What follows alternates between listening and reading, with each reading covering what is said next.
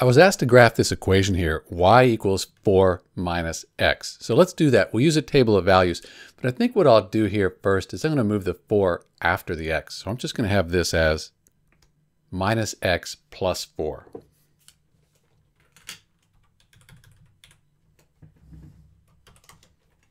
And it doesn't matter for a table of values whether you do that, but we're going to look at slope-intercept form later. It's nice to have this in this form.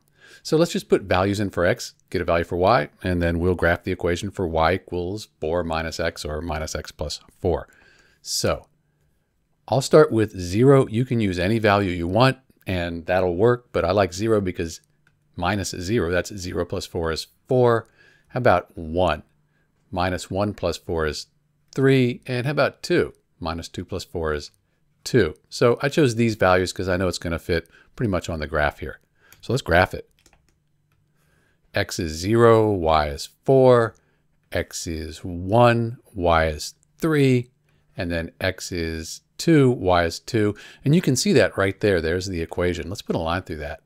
Then we could draw these arrows to show it goes to infinity. And that's our equation for y equals 4 minus x.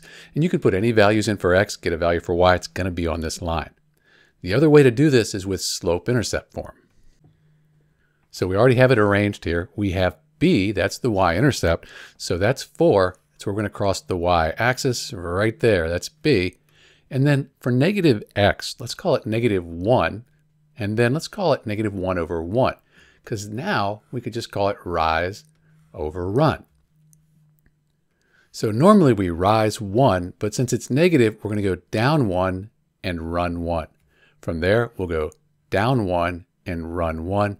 And you see, doing that, we end up with the same equation. So that's another way to do it.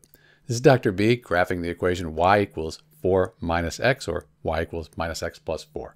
Thanks for watching.